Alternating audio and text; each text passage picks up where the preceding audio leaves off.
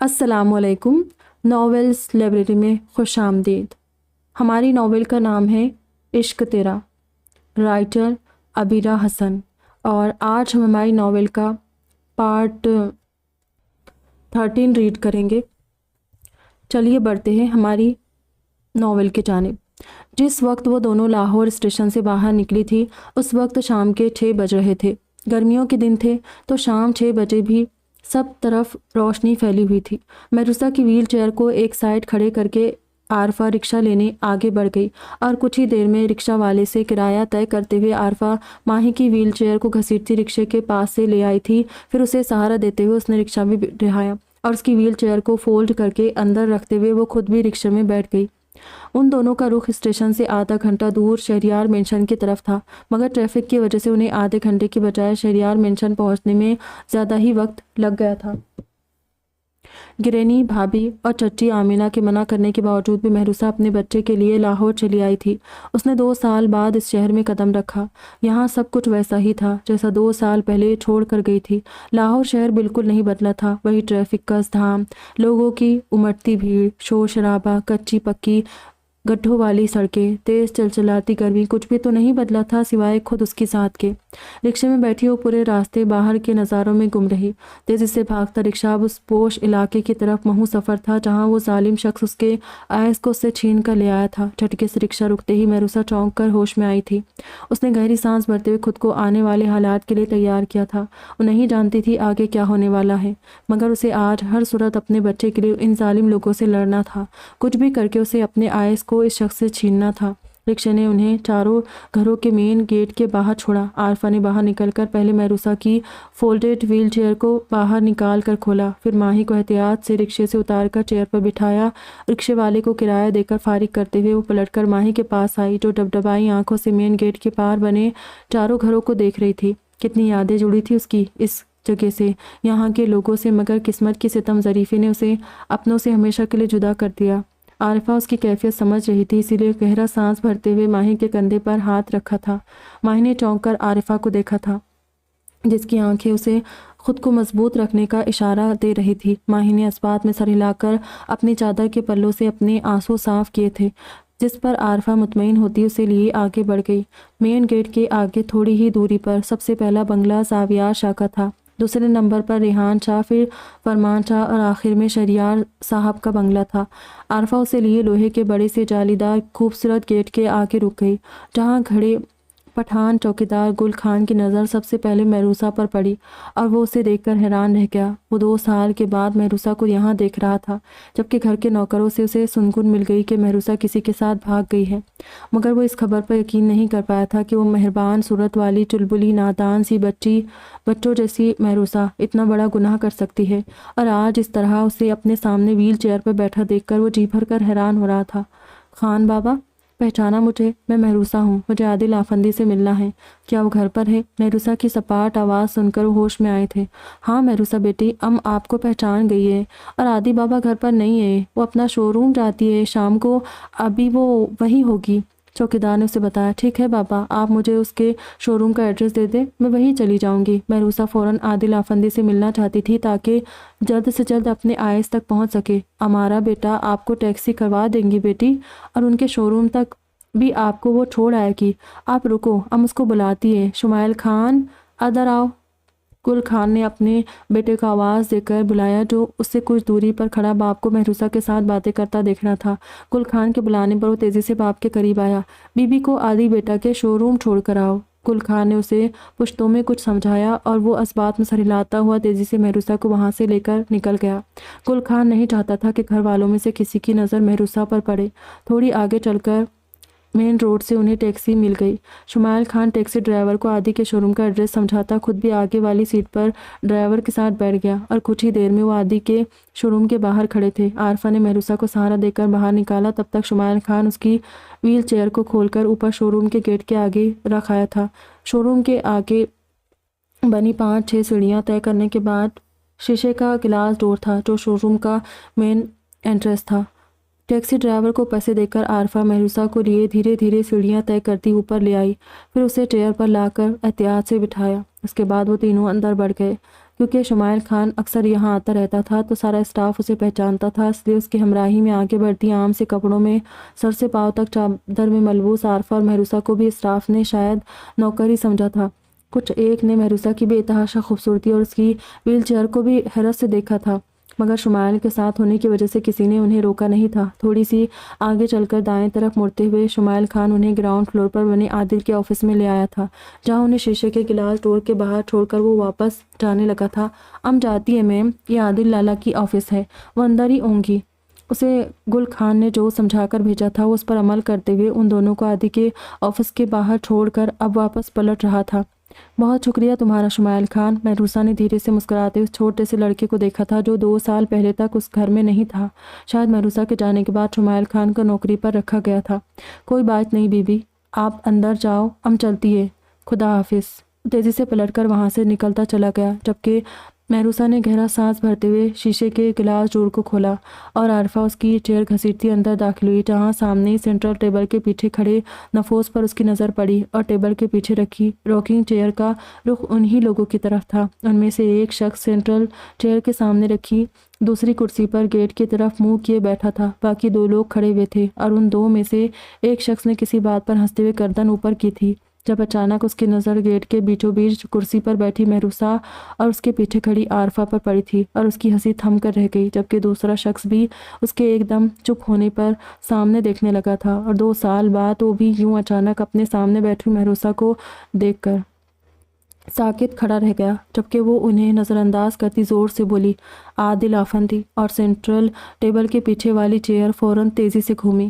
روحان کے ہاسپٹل کے باہر کا کار روک کر آصف جلدی سے باہر نکلا تھا اور عادی کو لیے اندر ہاسپٹل کی طرف بڑھا۔ ہاسپٹل کے فرسٹ فلور پر پہنچ کر وہ عادی کو لیے سیدھا روحان کے کیبن میں آیا۔ وہ یہاں کئی بار عادی کو اسی حالت میں لا چکا تھا، اسی لیے اسے پتا تھا اب کیا کرنا ہے۔ اس نے اپنا فون نکال کر روحان کا نمبر ڈائل کیا جو اس وقت راؤنڈ پر نکلا ہوا تھا۔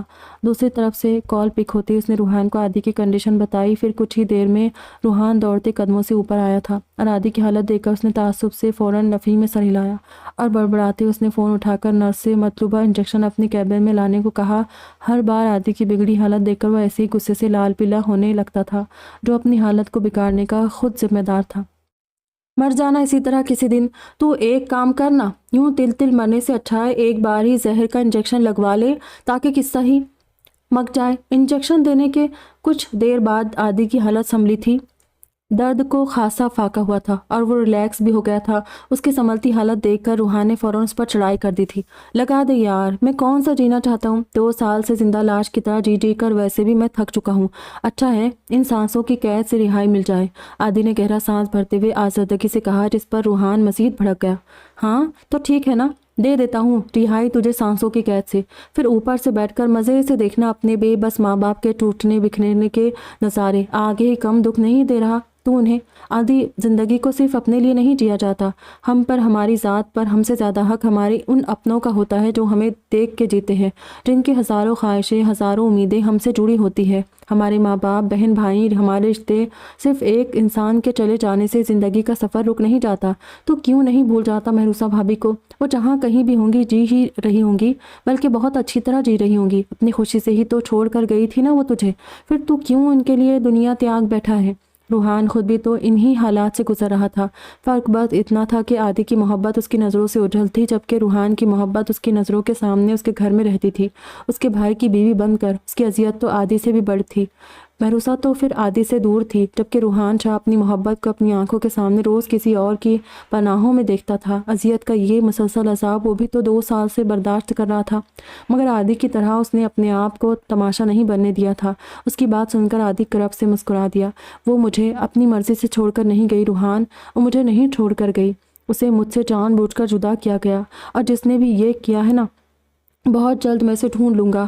وہ سانسوں کی طرح میری جسم میں بستی ہے، پھر کیسے بھول جاؤں اسے بھول جاؤں گا تو جیوں گا کیسے؟ بھولنا اتنا آسان نہیں ہوتا رونی، اتنا آسان نہیں ہوتا بھولنا، اگر بھولنا اتنا آسان ہوتا تو آج تک صنم بھابھی کو کیوں نہیں بھول سکا؟ کیوں اب تک تنہا زندگی گزار رہا ہے؟ کیوں فاطمہ چچی کی دیرینہ خواہش پوری نہیں کر دیتا؟ کیوں شادی نہیں کر لیتا؟ عادی نے کرب سے مسکراتے ہوئے اپنے سامنے کھڑے روحان کے سر پر دھماکہ کیا، جو عادی کے انکشاف پر ششدر سا اس کا چہرہ دیکھتا رہ گیا۔ جو راز اس نے اپنے پرچھائی تک سے چھپایا تھا وہ روحان کیسے جانتا تھا؟ تو سوچ رہا ہوگا کہ مجھے یہ سب کیسے پتا؟ تو میری جان، مجھے یہ بات رکیم کی شادی کے پہلے سے پتا تھی۔ عادی نے روحان کو مزید انکشاف کیا۔ میں جانتا ہوں تو نے اپنے بھائی کے لیے اپنی محبت کو قربان کر دیا، اس لیے میں نے بھی کبھی اپنی زبان نہیں کھولی، اور بے فکر رہے، یہ راز میرے ساتھ ہی میری قبر میں جائے گا، مگر جو مشورہ تو نے مجھے دیا ہے اس پر عمل کرنے کی تجھے مجھ سے زیادہ ضرورت ہے۔ میں شادی شدہ ہوں اور بہت جلد اپنی محروسہ کو اپنی زندگی میں واپس لے آؤں گا، کیونکہ اس کی واپسی کا سرا مجھے مل گیا ہے۔ عادی کی بات پر روحان نے چونک کر اسے دیکھا۔ کیسا سرا؟ کہاں ہے محروسہ بھابھی؟ روحان نے حیرت سے پوچھا۔ وہ جہاں بھی ہے رونی، میں اس کو اب بہت جلد واپس لے آؤں گا، میری جامد زندگی دوبارہ رواں ہو جائے گی۔ مگر تو نے اپنی زندگی کو جس طرح صنم بھابھی تک روک رکھا ہے وہ غلط ہے۔ اب وہ تیری محبت نہیں، رکیم کی بیوی ہے اور تیرے لیے محترم ہے، اس لیے ان کی وجہ سے اب چچی جان اور ریحان چاچو کو مزید دکھ مت دے یار، کر لے شادی۔ ڈاکٹر مریم سے ملا ہوں میں، اچھی لڑکی ہے، تجھ سے محبت کرتی ہے اور کب سے تیرا انتظار کر رہی ہے، اب انہیں مایوس مت کرنا۔ تو اپنی محبت نہیں پا سکا مگر ڈاکٹر مریم کو مایوس مت کر، تو نہیں تو کم سے کم وہ تو بامراد ہو جائے۔ ڈاکٹر مریم روحان کے ساتھ کام کرتی تھی اور کئی بار چھوٹے موٹے فنکشنز میں گھر بھی آ چکی تھی۔ اب چاروں کے علاوہ سب گھر والے بھی مریم کو پسند کرتے تھے، اس لیے روحان کو سمجھاتا ہوا عادی اس کا شانہ تھپ تھپاتا ہوا باہر نکلنے لگا۔ عادی، دوائی ٹائم سے لے، تیری کنڈیشن ٹھیک نہیں ہے، اگر یہ اٹیکس ٹھیک تجھے اسی طرح سے آتے رہے اور تو یوں ہی لاپرواہی برتتا رہا تو مجھے ڈر ہے کہ کہیں نوبت برین ہیمریج تک نہ آ جائے۔ اپنے لیے نہیں تو کم سے کم محروسہ بھابھی کے لیے اپنا خیال رکھ۔ ویسے بھی ابھی تجھے میری شادی میں ڈانس بھی کرنا ہے، سنجیدگی سے اسے سمجھاتا اور روحان آخر میں شرارت سے بولا اور پل میں عادی کو حیران کر گیا۔ اس نے پلٹ کر خوشگوار حیرت سے اپنے سامنے کھڑے روحان کو دیکھا جو مسکرا کر اسے دیکھ رہا تھا، پھر گرم جوشی سے آگے بڑھ کر اسے گلے لگا لیا تھا۔ تھینکس کمینے، تو نے میری بات مان لی۔ عادی زور سے روحان کی کمر پر دھموکا چڑھتے ہوئے اس سے الگ ہوا، جس پر روحان نے مصنوعی گھوری سے نوازا۔ چل اب خون نہ بن کر، میں جا رہا ہوں، اینڈ پرومس اب میڈیسن بھی ریگولر لوں گا، آفٹر آل تیری شادی میں مجھے ڈانس بھی کرنا ہے۔ عادی مبہم سا مسکراتا ہوا باہر نکل گیا۔ وہ خوش تھا کہ روحان نے اس کی بات کا مان رکھا تھا، اسی لیے کچھ دیر کے لیے اپنا غم بھی بھول گیا۔ بینچ پر بیٹھے آصف نے حیرت سے مسکرا کر باہر آتے عادی کو دیکھا، جو آصف کے کندھے پر بازو پھیلاتا ابھی اکثر مختلف موڈ میں تھا اور کافی حد تک نارمل ہو چکا تھا۔ چلو یار آصف، اب شو روم چلا جائے۔ اپنی طرف حیرت سے دیکھتے آصف سے بولا، مگر سر آپ کی طبیعت؟ آصف حیرت سے بولا، میں ٹھیک ہوں یار، خاصا فرق ہو گیا ہے درد کو، تم شو روم چلو، مجھے رکیم سے تھوڑا کام ہے، اسے اور فہیم کو وہیں بلاؤں گا، غالب تو پہنچ بھی گیا ہوگا اب۔ وہ آصف کو اپنے ساتھ لیے ہاسپٹل سے باہر نکل گیا تھا اور پھر اپنی کار میں بیٹھتے اس نے رکیم کے ساتھ فہیم کو بھی کال کر کے آدھے گھنٹے کے اندر شو روم پہنچنے کی کہہ کر فون بند کر دیا۔ پھر وہ سنجیدگی سے آگے ڈرائیو کرتے آصف کو کچھ ہدایت دینے لگا تھا۔ وہ صبح کاذب کے وقت ہاسپٹل سے سیدھا اپنی شیرنی کے پاس چلا آیا۔ رکیم کا کام وہ رات میں ہی کروا چکا تھا۔ صنم کو ٹارچر کرنے والے سائیکو کو اس نے پولیس کے ہتھے چڑھنے سے پہلے ہی اپنے فلیٹ کے ٹارچر روم میں پہنچا دیا تھا، اور اب وہ اپنی بے بس شیرنی کے پاس اس کے شاہی روم میں چلا آیا تھا۔ یہ ایک انڈر کنسٹرکشن بلڈنگ تھی جس پر چلتے کسی کیس کی وجہ سے کنسٹرکشن کا کام روک دیا گیا تھا، اور اب سالوں سے یہ ایسے ہی آدھی ادھوری ویران سی پڑی تھی۔ اسی بلڈنگ کے گراؤنڈ فلور پر بنے 3 کچے کمروں میں سے ایک مضبوط لوہے کے گیٹ والے کمرے میں عائشہ ابھی تک بے ہوش پڑی تھی اور اس کے بھروسے مند گارڈز گیٹ کے باہر پھیرے پر الرٹ کھڑے تھے۔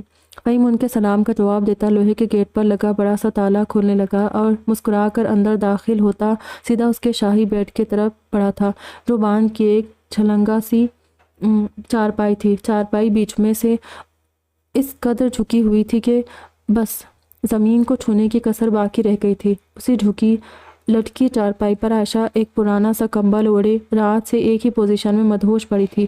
فہیم نے ایک پیر چارپائی پر ٹکاتے قدرے جھک کر عائشہ کے گالوں کو تھپ تھپایا، مگر وہ ہوش میں نہیں آئی۔ لگتا تھا اس کی شیرنی کو اپنی یہ مدہوشی بھری زمین بہت پیاری تھی، اسی لیے کئی تدبیریں کرنے کے بعد بھی جب عائشہ کی بے ہوشی دور نہیں ہوئی تو فہیم پریشان ہو گیا۔ پھر کچھ سوچتے اس نے اس کچے پکے کمرے میں بائیں طرف گیا، جہاں ایک کونے میں پرانی سی لوہے کی ٹوٹی پھوٹی بالٹی میں پانی بھرا رکھا تھا۔ فہیم نے بالٹی میں پڑے ڈونگے کو پانی سے بھرا اور عائشہ کے پاس چلایا۔ سوری میری جان، آپ کو نیند سے جگانے کا اس سے بہتر اور کوئی طریقہ نہیں ہے میرے پاس۔ زہرالب مسکراتے اس نے سارا پانی عائشہ کے منہ پر پھینک دیا، جس سے وہ ہڑبڑا کر ہوش میں آئی تھی۔ سردی میں ٹھنڈا پانی منہ پر پڑتے ہی اس کے پورے بدن میں جھرجھری سی پیدا ہو گئی۔ اس نے مندی مندی آنکھوں سے چاروں طرف دیکھا۔ یہ عجیب سا کچھ کچا کمرہ کس کا تھا؟ یہاں اسے کون لے کر آیا تھا؟ اس نے اپنے بدن پر زور ڈالتے ہوئے اٹھنا چاہا، مگر یہ کیا؟ اس کے دونوں ہاتھ کسی مضبوط سی چیز سے سختی سے بندھے ہوئے تھے، مگر کس سے؟ اس نے زور سے اپنے ہاتھوں کو کھینچتے ہوئے اپنے دائیں بائیں دیکھا تھا۔ اس کے دونوں ہاتھ چارپائی کے اوپری ڈنڈے میں لٹکتی لوہے کی ٹائٹ سی ہتھکڑیوں سے بندھے ہوئے تھے۔ میری بے بس شیرنی، کیسا لگ رہا ہے اس عالیشان روم کے عالیشان بیڈ پر لیٹ کر؟ فہیم کی مسکراتی آواز پر عائشہ نے چونک کر اپنے سامنے کھڑے فہیم کو دیکھا۔ اوہ فہیم درانی، تو یہ گری ہوئی حرکت تمہاری تھی؟ یو چیپ انسان، تم بدتمیز اور چھچورے تو تھے ہی، لیکن اس حرکت سے تم نے ثابت کر دیا کہ تم ایک نمبر کے گھٹیا گرے ہوئے شخص بھی ہو۔ تمہیں تو میں چھوڑوں گی نہیں، وہ حشر کروں گی تمہارا کہ تم پناہ مانگو گے مجھ سے۔ تیز آواز میں چلاتی بولی، اوہ میری بے بس شیرنی، میں نے کب کہا آپ مجھے چھوڑے؟ کر ڈالے نا میرا حشر، یقین کرے آپ کی پناہوں سے زندگی بھر پناہ نہیں مانگوں گا۔ فہیم جھک کر اس کے گال کو انگلی سے سہلاتا ہوا بولا، جبکہ عائشہ اسے قہر آلود نگاہوں سے کھونے لگی۔ پلیز یار، ایسے اپنے نظروں کے تیر تو نہ چلائے نا، مجھ سے پھر کوئی گستاخی ہو گئی تو آپ کو شکایت ہوگی۔ فہیم عائشہ کی براؤن آنکھوں میں جھانکتا ہوا چارپائی پر اس کے بالکل پاس ٹک گیا تھا اور اپنے دونوں ہاتھ عائشہ کے ہاتھوں پر جما دیے تھے۔ وہ عائشہ پر پوری طرح چھا گیا تھا۔ اوہ، تو یعنی تم بھی اپنے اس ذلیل دوست حالب شاہ کی طرح ہی میرے ساتھ کوئی نیچ حرکت کرنا چاہتے ہو، ہے نا؟ مگر ایک بات اچھی طرح یاد رکھنا، میں عائشہ ہوں، سفین نہیں جو خاموشی سے سب سہ جاؤں گی۔ میں اگر خود عزت کے ساتھ نہیں جی سکی تو تم سے بھی جینے کا حق چھین لوں گی۔ ہمت ہے تو میرے ہاتھ کھولو تاکہ میں بھی کوئی گستاخی کر سکوں۔ وہ بھڑک کر بولتی فہیم کو بار بار مسکرانے پر مجبور کر رہی تھی۔ اوف، یہی ایٹیٹیوڈ میری شیرنی، اسی ادب پر تو میں 100 جان سے فدا ہوا ہوں آپ پر۔ اور میری جان، مجھے ایسا ویسا اگر کچھ کرنا ہوتا تو رات کو آپ کی بے ہوشی کا پورا فائدہ اٹھا سکتا تھا، مگر وہ کیا ہے نا، مجھے اس وجود کو توڑ کر بکھیرنے میں وہ مزہ نہیں آئے گا جو آپ کی اکڑ توڑ کر آئے گا۔ فہیم مسلسل اس کی آنکھوں میں دیکھتے ہوئے بہکے انداز میں بول رہا تھا۔ پھر وہ جھٹکے سے اٹھ کھڑا ہوا، چارپائی پر لیٹی عائشہ کو چارپائی سمیت سیدھا کھڑا کر کے چارپائی کو دیوار سے لگا دیا۔ بے فکر رہے، بنا کسی حق اور رشتے کے میں اس سنگ مرمر سے بنے وجود کو چھونے کی کوشش نہیں کروں گا۔ آپ کی نازک جان کو اٹھا کر یہاں تک لانے کا بس ایک ہی مقصد تھا میرا۔ اب تک آپ نے جو کچھ بھی کیا ہے، اس سب کے لیے مجھ سے ایکسکیوز کرے، ہاتھ جوڑ کر معافی مانگے اور یہاں سے چپ چاپ چلی جائیں، ورنہ دوسری صورت میں آپ کو یہیں قید رہنا پڑے گا، وہ بھی تب تک جب تک کہ آپ گڑ گڑا کر مجھ سے کینیڈا میں مارے گئے اس پہلے تھپڑ سے لے کر پرسوں کے آخری تھپڑ کے لیے معافی نہیں مانگ لیتی۔ ساتھ ساتھ میرے ڈیڈ اور بھائی سے بدتمیزی کرنے کے سوا مجھ پر گولی چلانے کے لیے، حالب کے بارے میں سب کو بتا کر ہمارے گھر میں ہنگامہ کھڑا کرنے کے لیے، اور ساتھ ہی اپنے ان دونوں جاسوسوں کو ہمارے گھر پیچھے لگانے کے لیے، اپنے ہر اس عمل کے لیے مجھ سے معافی مانگے جس نے کہیں نہ کہیں مجھے یا میری فیملی کو پریشان کیا ہے۔ سکون سے بولتا فہیم دھیرے دھیرے چلتا ہوا عائشہ کے سامنے والی دیوار کی طرف بڑھتا جا رہا تھا، جو ایک کالے پھٹے ہوئے پلاسٹک کے ترپال سے ڈھکی ہوئی تھی۔ بہت بڑی غلط فہمی میں جی رہے ہو تم فہیم درانی۔ معافی میں مانگوں گی، وہ بھی تم سے؟ اتنی اوقات نہیں ہے تمہاری۔ عائشہ جو فہیم کی جاسوسوں والی بات سن کر چونک گئی تھی، اس کی آخری بات پر تیش سے بولی، اچھا سوچ لے اچھی طرح، ایسا نہ ہو کہ بعد میں پچھتانا پڑے آپ کو۔ فہیم اب ترپال کے پیچھے سے کچھ نکالنے لگا تھا۔ میں نے کہا نا، میں معافی نہیں مانگوں گی، تمہیں جو کرنا ہے کر لو، عائشہ نے دوبارہ کہا۔ تبھی فہیم نے اپنے ہاتھ میں پکڑے سیاہ ڈبے کا ڈھکن کھولتے ہوئے اس میں موجود چیز عائشہ کی طرف پھینکی، جبکہ اپنے جسم پر جگہ جگہ اچھلتی اور رینگتی مخلوق کو محسوس کرتے عائشہ کی دلدوز چیخیں ویران کمرے میں گونج اٹھی۔ ابھی سے ڈر گئی میری بے بس شیرنی؟ ابھی تو آپ کی خاطرداری کے لیے اور بھی بہت کچھ ہے، یہ تو بس چھوٹے چھوٹے چوہے کے بچے تھے۔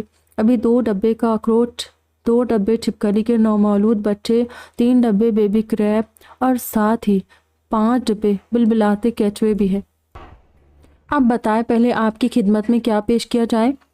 فہیم زور زور سے چارپائی سمیت ادھر ادھر اچھلتی عائشہ سے بولا۔ اور ساتھ ہی اس کچے پکے کمرے کا دروازہ لاک کر کے اس کے آگے کھڑا ہو گیا، جبکہ سامنے ہی عائشہ ڈر کر بری طرح چیختے ہوئے اسی طرح ادھر سے ادھر بھاگ رہی تھی۔ وہ 2 دن سے بے حد پریشان تھا۔ اس کی زندگی میں ایک ایسا وقت آ گیا تھا کہ وہ اپنے گھر اور اپنوں سے بچتا پھر رہا تھا۔ جس دن سے ڈیڈ نے اس پر ہاتھ اٹھایا تھا، اس کے اگلے دن سے یہ اس کا معمول بن گیا تھا۔ وہ صبح سے گھر سے نکل جاتا اور رات گئے سب کے سونے کے بعد گھر واپس آتا، اور کل سے تو اس کی حالت عجیب ہو رہی تھی۔ آدھی کی باتیں رہ رہ کر اس کے کانوں میں گونج رہی تھی۔ اس کے اور صفین کے رشتے کو لوگ ریپ نام کے واہیات لفظ کی گالی دے رہے تھے۔ ریپ نہیں، وہ اس کی بیوی تھی۔ ان کا رشتہ بھلے ہی جبراً جڑا تھا، مگر وہ ایک جائز رشتے میں بندھے تھے۔ غالب نے اس سے تعلق ایک شرعی رشتے کی بنیاد پر جوڑا تھا۔ صفین اس کی نکاحی بیوی تھی، پھر بھی لوگ اسے ایک شوہر نہیں بلکہ ریپسٹ سمجھ رہے تھے۔ اس لفظ نے 2 دن سے غالب کے دماغ میں تباہی مچا رکھی تھی، اسے بے سکون کر دیا تھا۔ آج بھی وہ صبح سے گاڑی لے کر نکلا ہوا تھا اور سارا دن ادھر سے ادھر خوار ہونے کے بعد رات گئے واپس آیا تھا۔ پورا گھر اندھیرے میں ڈوبا ہوا تھا، یقیناً سب لوگ سو چکے تھے، صرف لاؤنج کی لائٹس آن تھی، جہاں اسے زاویہ شاہ اور دلبر اپنا انتظار میں بیٹھے مل گئے۔ السلام علیکم ڈیڈ۔ مزمل تھکا ہارا سا انہیں سلام کرتا اپنے روم کی طرف بڑھنے لگا۔ وعلیکم السلام۔ غالب پتر، کھانا نہیں کھانا تجھے؟ ان کی نرم آواز پر غالب حیرت سے رک کر انہیں دیکھنے لگا۔ کیا ڈیڈ واقعی اس سے مخاطب تھے؟ حیرت سے سوچتا ہوا وہ باپ کے سامنے آ کھڑا ہوا، جبکہ زاویہ شاہ بھی بغور اپنے سامنے آ کر کھڑے ہوتے غالب کو دیکھنے لگے تھے۔ بلیک ٹی شرٹ جس پر وائٹ لائننگ کا ڈیزائن بنا ہوا، ساتھ بلیک جینز اور بلیک موٹی گرم جیکٹ میں اپنی سرخ و سفید رنگت کے ساتھ زاویہ شاہ کی صورت لیے بالکل ان کی جوانی کی تصویر لگ رہا تھا۔ باپ بیٹے میں اتنی مشابہت سب کے لیے واقعی حیران کن تھی، جس پر غالب شاہ اکثر سب سے یہی کہتے تھے کہ ان کا غالب ان کے لیے اللہ کا دیا ہوا اسپیشل تحفہ تھا۔ انہوں نے آگے بڑھتے ہوئے غالب کو اپنے گلے لگا لیا۔ ایک پل کو حیران ہونے کے بعد غالب ان کے کندھے میں منہ چھپا گیا۔ کب سے وہ خود سے جنگ لڑتے لڑتے تھک گیا تھا۔ باپ کا مہربان کندھا میسر آتے ہی دل کا درد آنسوؤں کی صورت بہنے لگا تھا۔ اوئے پتر، مرد روتے نہیں ہے، تو زاویہ شاہ کا بیٹا ہے، کڑیوں کی طرح رونا بند کر۔ وہ زور سے اس کا کندھا تھپکتے ہوئے بولے تھے۔ جب سے انہوں نے غالب پر ہاتھ اٹھایا تھا، اس دن سے وہ بھلے ہی اس سے بات نہ کر رہے ہو، مگر اس کے لیے بے حد فکر مند تھے۔ وہ روز رات کو دیر سے گھر آنے لگا تھا۔ بولتا تو وہ پہلے بھی کم تھا، مگر اب تو بالکل خاموش ہو کر رہ گیا تھا۔ کھانا پینے کی طرف بھی لاپرواہی برتنے لگا تھا۔ دیر رات کو گھر آتا اور بنا کھائے سو جاتا۔ صبح رائحہ کے بہت روکنے پر ناشتے کے لیے رکتا، ورنہ خاموشی سے گھر سے نکل جاتا۔ زاویہ شاہ سب کچھ دیکھ رہے تھے، سمجھ رہے تھے، مگر اس کا گناہ ان کی نظروں میں اتنا بڑا تھا کہ اتنی سزا تو اس کے لیے بنتی ہی تھی۔ غالب ان کا لاڈلا بیٹا تھا، ہمیشہ وہ اس کی توجہ کا مرکز تھا، ہمیشہ وہ ان کی توجہ کا مرکز تھا۔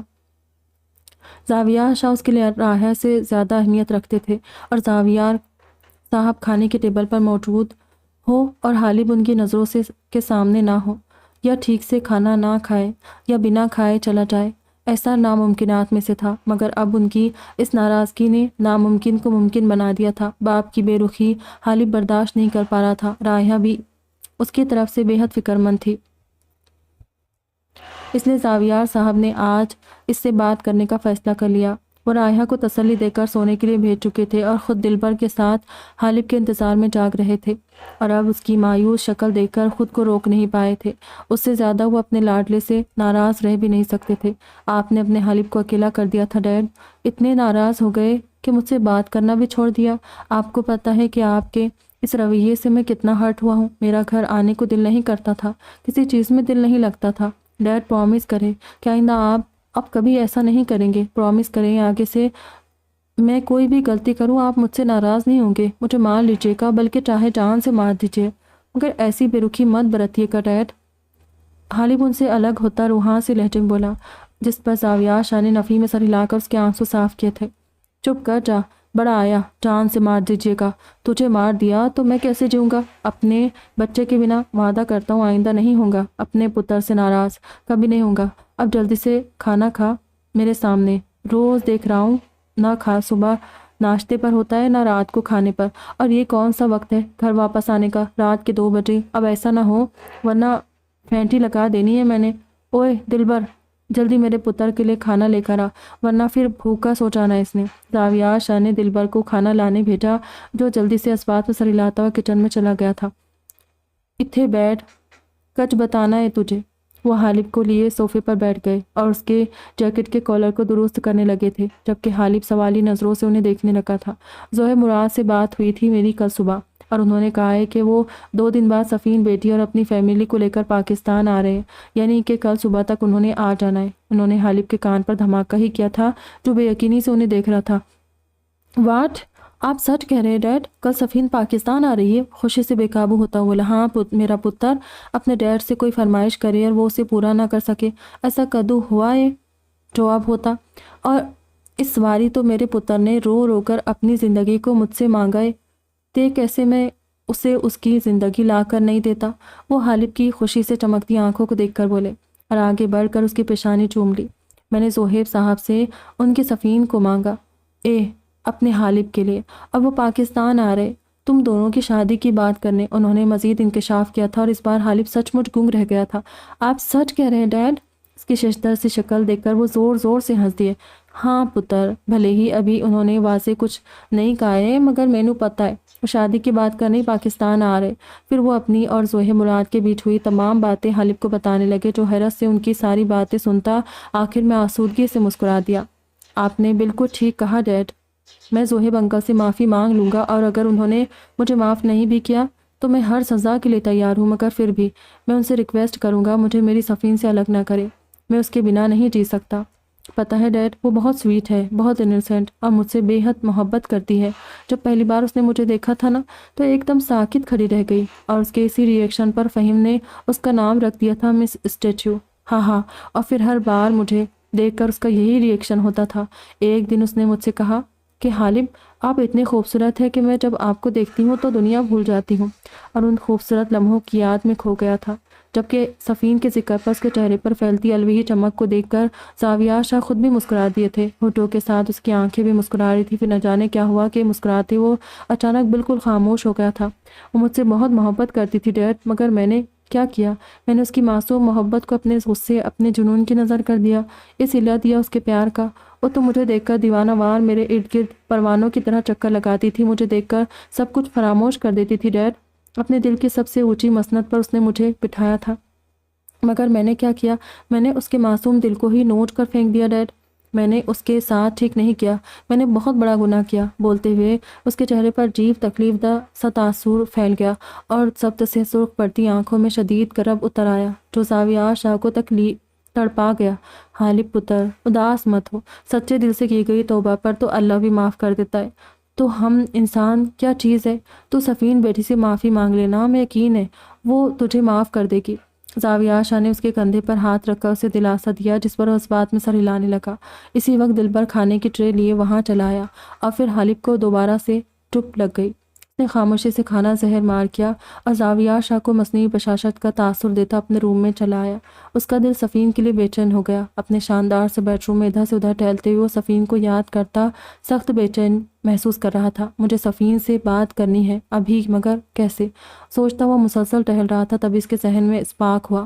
اس نے تیزی سے اپنا فون اٹھا کر عادی کا نمبر ملایا۔ دوسری طرف کئی ساری بیلز کے بعد عادی کی نیند میں ڈوبی آواز سنائی دی۔ ہیلو عادی، میری بات سن، مجھے جلدی سے محروسہ کا نمبر دے ابھی۔ عادی کال پک کرتے ہی وہ بے قراری سے بولا تھا، ابے کیا ہوا؟ اتنی رات کو تجھے محروسہ کا نمبر کیوں چاہیے؟ کیا کام ہے تجھے اس سے؟ پہلے مجھے بتا، میری جلپری سے کیا بات کرنی ہے تجھے؟ عادی مشکوک انداز میں بولا تھا۔ ٹیم بکواس مت کر کمینے، مجھے نمبر دے محروسہ کا، مجھے سفین سے بات کرنی ہے۔ حالب جھنجلا کر بولا، کیا بات کرے گا تو سفین سے؟ اب کوئی راستہ کھلا چھوڑا ہے تو نے؟ عادی سنجیدگی سے بولا، عادی مجھے اس وقت سفین سے بات کرنی ہے، کسی بھی طرح۔ مجھے محروسہ کا نمبر دے، لیکچر نہیں، اوکے؟ حالب ضبط سے بولا، ٹھیک ہے، واٹس ایپ کرتا ہوں میں تجھے، مگر سن، آرام سے بات کرنا، کچھ ایسا ویسا مت بولنا جو معاملے کو اور بگاڑ دے۔ ویسے تو اچھا رہا کمینے، خود نے شادی بھی کر لی اور ہم پر بات کرنے کے لیے بھی فہم کی اس شیرنی نے پابندی عائد کروا دی ہے۔ محروسہ کا نمبر پاس ہوتے ہوئے بھی کال نہیں کر سکتا، اسے ڈیڈ نے سختی سے وارننگ دے ڈالی ہے۔ اف میں بیچارہ۔ خیر چل تو رکھ، میں نمبر سینڈ کرتا ہوں۔ عادی نے لگے ہاتھوں اپنا بھی دکھڑا رویا۔ جبکہ حالب نے اس کے کہنے سے پہلے ہی کال کاٹ دی تھی۔ کچھ ہی منٹس میں حالب کے واٹس ایپ پر عادی کا میسج شو ہوا۔ حالب نے فوراً میسج اوپن کیا اور مہروسہ کے نمبر پر کال کی۔ دوسری طرف بیل جا رہی تھی مگر کوئی کال پک نہیں کر رہا تھا۔ ہر بیل کے ساتھ حالب کی بے قراری بھی بڑھتی جا رہی تھی مگر مہروسہ نے کال نہیں اٹھائی۔ حالب نے دوبارہ بے چینی سے مہروسہ کا نمبر لگایا۔ اب بھی دوسری طرف بیل جا رہی تھی لیکن اس بار کچھ سیکنڈ بعد ہی کال پک کر لی گئی۔ ہیلو مہروسہ، حالب بے قراری سے بولا۔ ہیلو، کون بول رہا ہے؟ دوسری طرف مہروسہ کی مترنم بچوں جیسی آواز سنائی دی۔ مہروسہ، میں حالب بول رہا ہوں۔ کیسی ہیں آپ؟ حالب نے مروتاً پوچھا تھا۔ مسٹر حالب، آپ؟ میں تو ٹھیک ہوں، آپ کیسے ہیں؟ میں نے کتنے دن پہلے عادی کو کال کیا تھا آپ سے بات کرنے کے لیے اور آپ اب کال کر رہے ہیں؟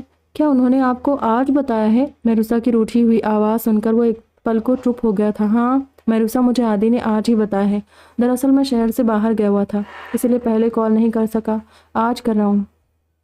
حالب نے غلط بیانی سے کام لیا تھا۔ مہروسہ کی باتوں سے اندازہ ہو رہا تھا کہ وہ اب تک کسی بھی سچ سے واقف نہیں ہے، اسی لیے وہ حالب سے نارملی بات کر رہی تھی۔ تبھی حالب بھی اس سے نارملی باتیں کر کے بڑے آرام سے اس کو بہلا رہا تھا جو بیچاری اپنی بہن کی طرح ہی معصوم تھی۔ اچھا، تبھی آپ نے کال نہیں کی؟ تبھی میں بھی سوچوں کہ صفین کے ساتھ اتنا بڑا حادثہ ہو گیا اور آپ نے کال بھی نہیں کی۔ مسٹر حالب، پتہ ہے صفین کا نروس بریک ڈاؤن ہو گیا تھا اور کسی نے اس کے ساتھ۔ مہروسہ جھجک کر خاموش ہو گئی اور حالب کے دل میں اس ادھوری بات پر ایک ٹھیس سی اٹھی تھی۔ اوہ، مجھے پتہ ہی نہیں تھا۔ مہروسہ پلیز، کیا صفین سے بات ہو سکتی ہے؟ میری ان سے بات کروا دیں مگر ان سے کہیے گا نہیں کہ کال پر میں ہوں۔ ایکچولی کافی دن سے کال نہیں کی تو وہ ناراض ہے مجھ سے۔ حالب نے اس کی دوسری بات کا جواب نہیں دیا اور فوراً صفین سے بات کرنے کا تقاضا کر دیا، جس پر مہروسہ محظوظ ہو کر مسکرائی۔ اس نے حالب کے فوراً بات پلٹنے پر دھیان ہی نہیں دیا تھا۔ ہاں کیوں نہیں، ضرور کریں۔ آفٹر آل آپ اور صفین ایک دوسرے سے ٹرو لو جو کرتے ہیں، میں دیتی ہوں صفین کو۔ مہروسہ نے حالب کو اپنی پاکستان آمد کے متعلق نہیں بتایا۔ وہ اپنے تئیں پاکستان میں سب کو سرپرائز دینا چاہتی تھی، اسی لیے حالب کو جواب دے کر مہروسہ نے صفین کو آواز دی تھی۔ صفی، تمہاری کال ہے، لو بات کر لو۔ مہروسہ نے آواز دی تھی جو اپنا سامان لیے ایئرپورٹ کے مین انٹرنس سے اندر جا رہی تھی۔ کس کی کال ہے مہروسہ؟ جلدی کرو، دیر ہو رہی ہے۔ صفین کی آواز تھی یہ۔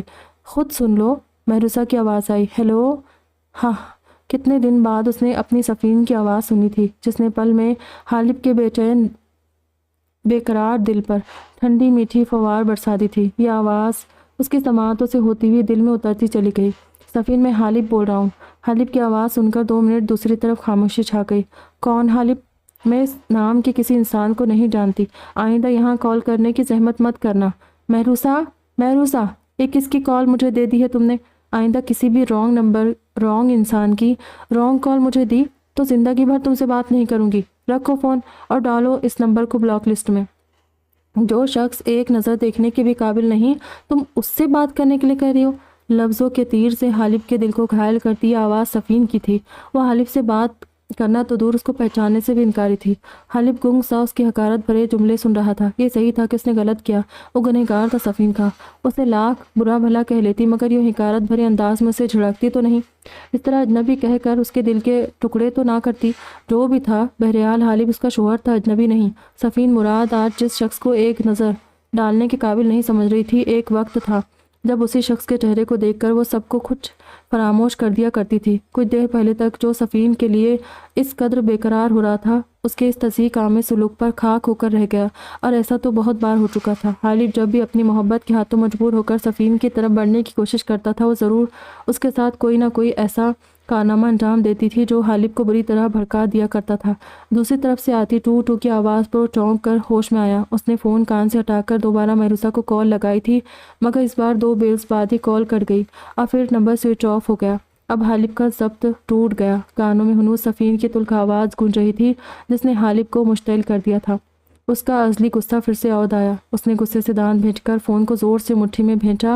اس سے پہلے کہ اپنے نئے نکور فون کو وہ دیوار پر مار کر توڑ دیتا، اچانک اس کا فون بج اٹھا تھا اور اس نے چونک کر اسکرین دیکھی۔ فہیم کی کال آ رہی تھی۔ اس نے حیرت سے ٹائم دیکھا۔ اتنی رات میں فہیم کیوں کال کر رہا تھا؟ زر لب بڑبڑاتے اس نے کال پک کی تھی۔ دوسری طرف سے فہیم کی بات سن کر وہ پریشان ہو اٹھا تھا۔ صنم پر اٹیک کیا؟ مگر کس نے؟ نو، اس کی کزن کی شادی میں۔ اوکے، میں آ رہا ہوں۔ پریشانی سے بولتا ہوا وہ اپنے روم سے باہر نکلا تھا، پھر تیزی سے سیڑھیاں اترتے ہوئے اس کا رخ اب شہریار مینشن کے پورٹیکو کی طرف تھا جہاں اپنی گاڑی میں عادی اس کا منتظر تھا۔ آدھی رات ہو گئی تھی۔ رقیم کو بے چینی سے صنم کے روم کے باہر ٹہلتے ہوئے کئی بار اسے حالب اور عادی نے بیٹھنے کو کہا بھی تھا، مگر وہ صنم کے ہوش میں آنے تک سکون سے نہیں بیٹھ سکتا تھا۔ صنم کے سر پر گہری چوٹ آئی تھی، پیشانی دائیں سائڈ سے کافی گہرائی تک پھٹی تھی جس پر 7 اسٹریچز لگے تھے، جبکہ ناک کی ہڈی بھی متاثر ہوئی تھی۔ البتہ ہونٹ کا زخم اتنا گہرا نہیں تھا۔ روحان نے بتایا تھا کہ تکلیف کی وجہ سے اسے سکون آور انجیکشن دیا گیا ہے جس سے وہ صبح تک ہوش میں آئے گی۔ فہیم، عائشہ یا عثمان میں سے اب تک کوئی نہیں آیا؟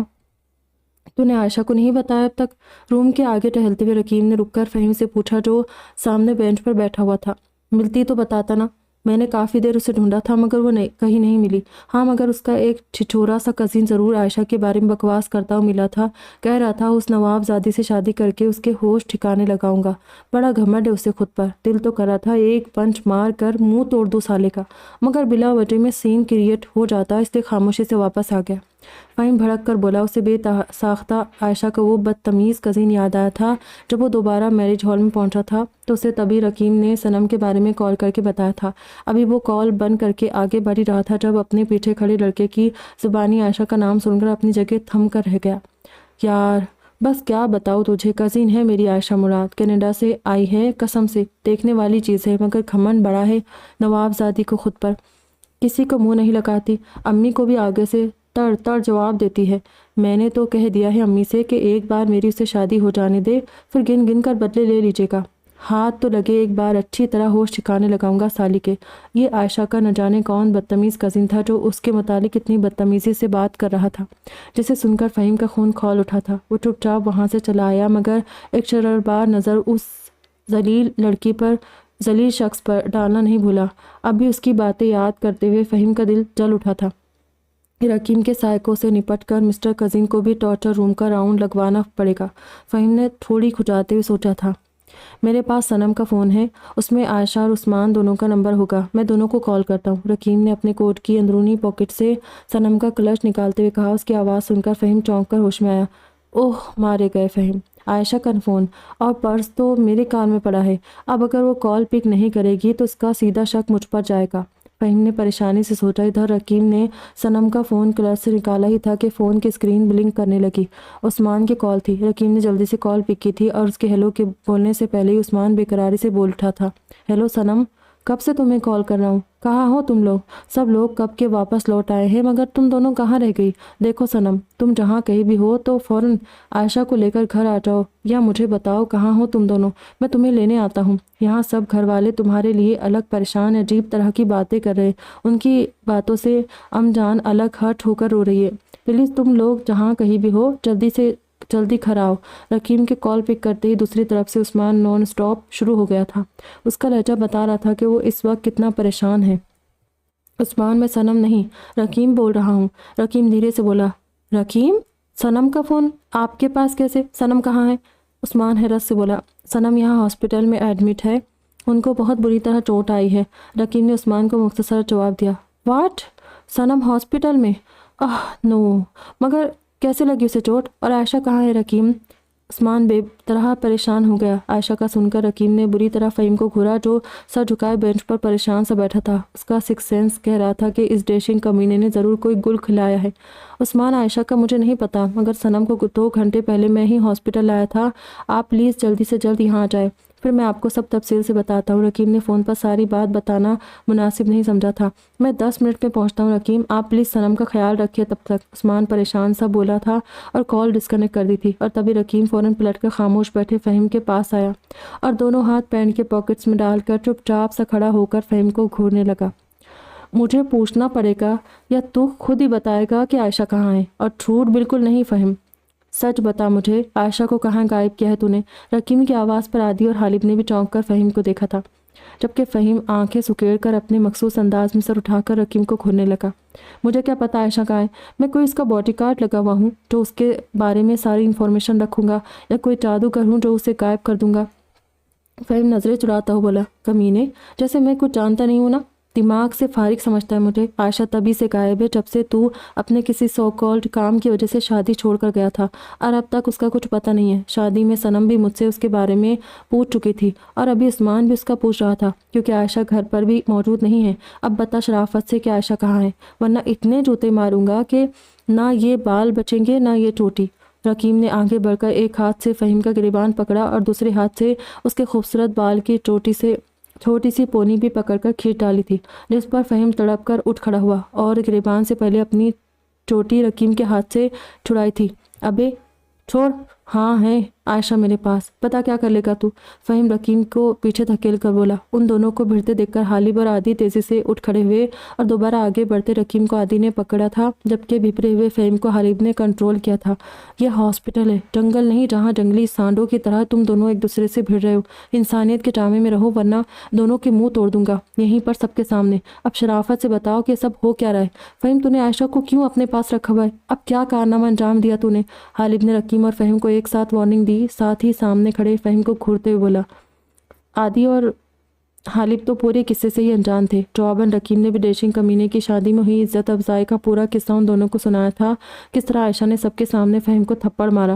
دس از ناٹ گڈ فہیم، اس بات پر تو نے عائشہ کو اٹھوا لیا، بتا کہاں ہے وہ؟ حالب نے غصے سے فہیم سے پوچھا تھا۔ سالے ڈیشنگ کمینے، کہاں ہے عائشہ؟ ٹارچر روم میں تو نے سائیکو کو رکھا ہے، تو عائشہ کہاں ہے؟ رکیم نے غصے سے دوبارہ آستینے چڑھاتے فہیم سے پوچھا۔ ایک تو ویسے اس کا دماغ آؤٹ تھا، اوپر سے اس فہیم کے بچے نے مزید اس کو بھڑکا دیا تھا۔ او ہیلو، تیرا وہ سائیکو اگر ٹارچر روم میں نہ بھی ہوتا تو بھی میں اپنی عائشہ کو وہاں نہیں رکھتا۔ اتنا گھٹیا چھچورا سمجھتا ہے تو مجھے؟ اپنی شیرنی کو میں چور اچکوں کو ٹارچر کرنے والی جگہ پر رکھوں گا؟ میری شیرنی جہاں کہیں بھی ہے بالکل صحیح سلامت ہے، تجھے اتنے درد کیوں اٹھ رہے عائشہ کے لیے؟ ابھی میں زندہ سلامت ہوں، اس کا اچھا برا سوچنے کے لیے، اس کا خیال رکھنے کے لیے۔ فہیم تنک کر بولا۔ کیوں؟ تو ابا لگتا ہے اس کا، جو اس کا خیال رکھے گا، اچھا برا سوچے گا؟ رکیم اسے گھورتے بولا، جس پر فہیم نے تیش بھری نظر رکیم پر ڈالی تھی۔ استغفر اللہ، میں اسے بیوی بنانا چاہتا ہوں اور دنیا مجھے اس کا ابا بنانے پر تلی ہوئی ہے۔ فہیم زیر لب بڑبڑایا۔ فہیم تو عائشہ کو کہاں لے گیا ہے؟ دیکھ میری بات سن، میری والی غلطی مت کرنا، اپنی ہی محبت کی نظروں میں گر کر جیتے ہوئے کیسا لگتا ہے یہ مجھ سے بہتر کوئی نہیں جانتا۔ تو پلیز ایسا ویسا کچھ مت کرنا جس سے اپنے ہاتھوں سے اپنی محبت کے سامنے ذلیل و خوار ہو کر رہ جائے۔ غصے اور انتقام میں اٹھایا ایک غلط قدم زندگی بھر کے لیے جان کا روک بن جاتا ہے۔ حالب کے لہجے میں پچھتاوے بول رہے تھے، اس کے کانوں میں بے ساختہ کچھ گھنٹوں پہلے کی صفین کی آواز گونجنے لگی، جس کے نفرت نے حالب کو توڑ کر رکھ دیا تھا۔ او بھائیو، دیکھ یہ لو میرے جڑے ہوئے ہاتھ، کیوں مجھے شریف اور سیدھے سادے انسان پر اتنا شک کر رہے ہو؟ میں نے پہلے اس ہینڈسم کمینے رکیم سے بھی یہی کہا تھا کہ صفین حالب کی بیوی ہے، جبکہ عائشہ میری بیوی نہیں ہے۔ بھلے ہی میں اسے اپنا سب کچھ مانتا ہوں، مگر پھر بھی اس پر اس قسم کا کوئی حق نہیں رکھتا۔ اور یہ بھی تو سوچو کہ ایک تو میں معصوم سا لڑکا ہوں جو کچھ ایسا ویسا کبھی سوچ بھی نہیں سکتا، اور دوسرے میری جنگلی شیرنی مجھے ایسی کسی بھی کوشش سے پہلے ہی چیڑ پھاڑ ڈالے گی۔ بھول گئے جنگل میں بس چھونے کی غلطی تھی، سیدھا گولی مار دی تھی اس نے، اور مجھے ابھی تک کسی پاگل کتے نے نہیں کاٹا جو دوبارہ سے میں اسے چھونے کی غلطی کروں، اور جواباً وہ یا میرے ڈیڈ مجھے ڈائریکٹ اوپر پہنچا دے۔ ہاں بس اتنا ہے کہ اس کو سبق سکھانا ضروری ہے، اس لیے اس کی خاطرداری کرنے کے لیے کچھ دیر پہلے اپنے ساتھ ذرا گھمانے پھرانے شاہی محل لے گیا تھا، اور وہاں اس کے دماغ ٹھکانے لگانے کے لیے چھوڑ آیا ہوں، جہاں وہ بالکل محفوظ ہے۔ اور وہاں میں اس کی خدمت کو بہت سارے غلام اور کنیزیں بھی ہے، جنہوں نے کچھ دیر پہلے مجھے بتایا ہے کہ میری شیرنی اس وقت سکون سے سو رہی ہے، یعنی بالکل آرام سے، اور میں یہاں تم سب کے سامنے موجود ہوں، ہاسپٹل میں بیٹھا کھپ رہا ہوں۔ یقین کرو عائشہ کو مجھ سے کوئی خطرہ نہیں، اس لیے مجھے بخش دو یار، اس کنفو پانڈا کے نقش قدم پر چل کر مرنے کا مجھے کوئی شوق نہیں ہے، کیونکہ نہ تو میرے ڈیڈ مامو جان کی طرح رحم دل ہے، نہ ہی میری شیرنی صفین کی طرح شریف ہے، دونوں چکی میں آٹے کی طرح ڈال کر پیس ڈالیں گے مجھے۔ فہیم نے باری باری ان تینوں کو دیکھتے ہوئے ہاتھ جوڑ کر لمبی وضاحت دی تھی۔ مگر اس کے گھر والے پریشان ہو رہے ہوں گے، کمینے انسان، یہ بھی تو سوچ صنم یہاں ہاسپٹلائزڈ ہے، اس کے بارے میں بھی ابھی عثمان کو پتہ لگا ہے، اور تو عائشہ کو نہ جانے کون سے شاہی محل چھوڑ آیا ہے۔ ایک تو یہ بتا کہ تجھے یہ عجیب و غریب جگہ مل کہاں سے جاتی کمینے؟ پروفیشنل کرمنل بننے کا ارادہ ہے کیا؟ شرافت سے عائشہ کو چھوڑ دے ورنہ ایک مکہ مار کر جبڑا توڑ دوں گا تیرا۔ عادی بھڑک کر فہیم کی طرف بڑھائی تھا کہ تبھی اس کی نظر سامنے تیزی سے اپنی طرف آتے عثمان پر پڑی۔ اسے دیکھ کر عادی اپنی جگہ خاموش ہو گیا تھا۔ کیا ہوا تھا رکیم؟ صنم کو چوٹ کیسے لگی؟ کہاں ملی یہ آپ کو؟ عثمان بے چینی سے اس کے روم میں جھانکتا ہوا بولا۔ جواباً رکیم نے عثمان کو سائیکو کا پورا قصہ کہہ سنایا، جسے سن کر عثمان کے چہرے پر ہوائیاں اڑنے لگی۔ نو، تو وہ وہاں بھی پہنچ گیا؟ عثمان تیزی سے پاس پڑی بینچ پر دونوں ہاتھوں میں اپنا سر تھام کر بیٹھ گیا تھا، جس پر وہ چاروں حیرت سے اسے دیکھنے لگے۔ کیا ہوا عثمان؟ آپ جانتے اس بندے کو؟ رکیم نے تعجب سے پوچھا، جس پر عثمان نے اثبات میں سر ہلایا۔ وہ صنم کا سابقہ منگیتر ہے، بیرام کریمی۔ عثمان تھکے تھکے لہجے میں بولا، جس پر رکیم سمیت وہ تینوں ششتر کھڑے رہ گئے تھے۔ وہ آصف کے ساتھ شو روم آ چکا تھا اور حسب توقع حالیب اس سے پہلے یہاں موجود تھا۔ ان 2 سالوں میں صرف عادی ہی نہیں، باقی تینوں کی زندگیوں میں بھی بہت بدلاؤ آ گیا تھا۔ رکیم اپنی جاب میں بزی تھا، وہ ACP کی پوسٹ پر کام کر رہا تھا اور 2 سالوں سے یہی لاہور میں پوسٹڈ تھا۔ ریحان شاہ نے اپنے بیٹے کو اپنی نظروں سے دور نہیں ہونے دیا تھا۔ ہر بار اپنے اثر و رسوخ کا استعمال کرتے ہوئے وہ اس کا ٹرانسفر رکوا دیتے تھے۔ فہیم کو فرمان شاہ نے ان 2 سالوں میں پروموشن دے ڈالی تھی اور اب اس کا اپنا الگ بزنس تھا، لیکن اس کے کارنامے آج تک اسی طرح برقرار تھے جو فرمان صاحب سے اسے جوتے کھلواتے تھے۔ خالد نے ڈیڈ کے ساتھ ان کا آفس جوائن کر لیا تھا، جہاں وہ ڈیڈ کے اور ہاشم بھائی کے ساتھ کام کرتا تھا۔ ہادی بھی اپنے ڈیڈ کے ساتھ ہوتا تھا، مگر اس نے اور حالیب نے مشترکہ طور پر ایک گاڑیوں کا شو روم کھول لیا تھا، جہاں وہ دونوں آفس کے بعد شام 5 بجے تک جاتے تھے۔ اب بھی حالیب اس سے پہلے شو روم آیا ہوا تھا۔ کب آیا تو؟ وہ جس وقت شو روم کے گراؤنڈ فلور پر بنے اپنے آفس میں داخل ہوا، سامنے حالیب سینٹرل چیئر پر بیٹھا تھا۔ وہ دھیرے دھیرے چلتا ہوا سامنے ٹیبل تک آیا اور ٹیبل پر ڈھکے رکھے گلاس کو اٹھا کر پانی پینے لگا۔ بس ابھی کچھ دیر پہلے آیا ہوں۔ تو نے رکیم اور فہیم کو بھی بلایا ہے؟ کوئی کام ہے کیا؟ حالیب نے دونوں بھویں اٹھاتے ہوئے پوچھا۔ ہاں، بہت ضروری کام ہے مجھے رکیم سے، کوئی بہت ضروری کام جو جلد سے جلد پورا کرنا ہے۔ وہ شہادت کی انگلی اور انگوٹھے سے اپنی پیشانی مسلتے ہوئے بولا۔ کیا بات ہے؟ تیری طبیعت تو ٹھیک ہے نا؟ یہاں بیٹھ آ کر کیا ہوا؟ کیا کام ہے بتا مجھے۔ حالیب اپنی چیئر سے اٹھ کر عادی کے پاس گیا اور عادی کو لا کر سینٹرل چیئر پر بٹھا دیا تھا، اور اس کی آئے دن بگڑتی طبیعت سے وہ لوگ اس کی طرف سے فکر مند ہی رہتے تھے۔ میں ٹھیک ہوں یار، بس سر میں درد ہو گیا تھا کچھ دیر پہلے، اسی لیے روحان کے ہاسپٹل سے ہوتا ہوا آ رہا ہوں۔ پلیز جلدی سے کچھ کھانے کے لیے منگوا، میں نے لنچ بھی نہیں کیا۔ ایک کام کر، کافی کے ساتھ سینڈوچز آرڈر کر دے، مجھے پھر دوائی بھی لینی ہے۔ عادی نے اس کی بات کو نظر انداز کر دیا تھا، جس پر حالیب گہری سانس بھرتا ہوا پیچھے پڑی دوسری چیئر گھسیٹ کر عادی کے پاس بیٹھ گیا۔ ساتھ ہی انٹرکام پر کافی اور سینڈوچز کا آرڈر دے کر کارڈ لیس عادی کو تھما دیا تھا۔ تیری طبیعت بار بار اتنی کیوں بگڑ جاتی عادی؟ تو دوائی ٹائم پر کیوں نہیں لیتا؟ فائدہ اتنی اذیت اٹھانے کا؟ حالیب نے تعصب سے عادی کو دیکھا تھا، جو کرسی کی بیک سے سر ٹکائے بیٹھا تھا۔ ابھی عادی کوئی جواب دیتا تبھی رکیم اور فہیم بھی آفس کا گلاس ڈور کھول کر اندر چلے آئے تھے۔ سلام شہزادو، ڈونٹ ٹیل می عادی کہ تجھے مجھ سے شدید قسم کا عشق ہو گیا ہے۔ صبح ہی تو دیدار کروا کر گیا تھا گھر سے، پھر دوبارہ ملاقات کے لیے بلوا لیا۔ کیوں عادی اتنی بھی کیا بے قراری؟ تو کیوں میری عائشہ کا کمپٹیشن دے رہا ہے؟ فہیم حسب عادت آتے ہی شروع ہو گیا تھا، جبکہ عادی نے تعصب سے نفی میں سر ہلایا۔ فہیم کبھی بھی نہیں بدل سکتا تھا۔ ہو گئی بکواس تو آرام سے بیٹھو، تم سب کو ایک خوشخبری سنانی ہے، اس کے بعد ایک کام ہے مجھے رکیم سے۔ عادی نے رکیم کو دیکھتے ہوئے کہا۔ جو کرنا ہے جلدی کر یار، جو بھی خوشخبری ہے نا سنا اور پھر کام بتا۔ یہاں سے فری ہو کر مجھے آج اپنی سنڈریلا کو ڈنر پر بھی لے کر جانا ہے، اتنے دن سے ڈیلے ہو رہا ہے۔ آج تو پرومس بھی کیا ہے میں نے اس سے، اور اگر پرومس ٹوٹ گیا تو چھوٹے بھائی اس کو فل آن بھڑکا دیں گے اور پھر میری بیڈ روم میں انٹری بھی بند۔ رکیم بولتا ہوا حالیب کے پاس آ کھڑا ہوا، وہیں فہیم بھی کھڑا حالیب کے فون میں اس کے بچوں کی پکس دیکھ رہا تھا۔ اس دوران کافی اور سینڈوچز بھی سرو ہو چکے تھے۔ عادی نے مزید 2 کافی آرڈر دے کر اپنے چیئر کا رخ ان تینوں کی طرف کر لیا تھا۔ حالیب چیئر پر بیٹھا تھا، فہیم حالیب کے پاس ہی کھڑا تھا، جبکہ رکیم فہیم کے پاس اس کے کندھے پر بازو پھیلائے کھڑا تھا۔ اب سنو کیا گڈ نیوز ہے؟ عادی نے مسکراتے ان تینوں کو دیکھا۔ گڈ نیوز یہ ہے کہ رونی شادی کے لیے مان گیا ہے۔ عادی نے واقعی ان تینوں کو شاکنگ نیوز دی تھی۔ ریئلی؟ مگر کیسے؟ رقیب نے حیرت سے پوچھا۔ بس اپنا اپنا ٹیلنٹ ہے، میں نے راضی کر ہی لیا، عادل مبہم سا مسکراتے ہوئے بولا۔ گاڈ، مومانی جان بہت خوش ہو جائے گی یار، اور پھر میں بھی جم کر رونی کی شادی میں ڈانس کروں گا، جو حسرتیں اپنی شادی پر ادھوری رہ گئی وہ رونی کی شادی پر پوری کروں گا۔ فہیم خوشی سے ٹہک کر بولا، ہاں رونی کی شادی پر ناگن ڈانس تو تجھ سے ہی کروانا ہے ہم نے۔ رقیم ہنستے ہوئے بولا، تبھی اس کی نظر سامنے گلاس ڈور کے بیچوں بیچ بیٹھی محروسہ اور عارفہ پر پڑی تھی اور اس کی ہنسی کو بریک لگ گیا، جبکہ اس کے ساتھ کھڑا فہیم اس کی ہنسی کو اچانک بریک لگتے دیکھ کر خود بھی اس کی نگاہوں کی سمت دیکھنے لگا تھا، اور سامنے بیٹھی محروسہ کو دیکھ کر وہ بھی بالکل خاموش ہو گیا، جبکہ حالب کی نظر بھی ساکت کھڑے رقیم فہیم پر پڑی تھی، جو سامنے گیٹ کو دیکھ رہے تھے۔ ان کی نظروں کے تعاقب میں حالب نے بھی جب سامنے دیکھا تو ایک پل کو وہ بھی اپنی جگہ سے ہلنے کے قابل نہیں رہا تھا۔ محروسہ خود بھی ان تینوں کو سپاٹ نظروں کے ساتھ دیکھ رہی تھی۔ ابھی وہ تینوں کوئی ریئیکشن دیتے ہی کہ تبھی وہ زور سے بولی، عادل آفندی۔ اس کی تیز آواز پر سینٹرل ٹیبل کے پیچھے والی چیئر فوراً گھومی تھی، جس پر بیٹھے عادل آفندی کی سماعتوں نے اس جانی پہچانی مترنم آواز کو 2 سال بعد سنا تھا۔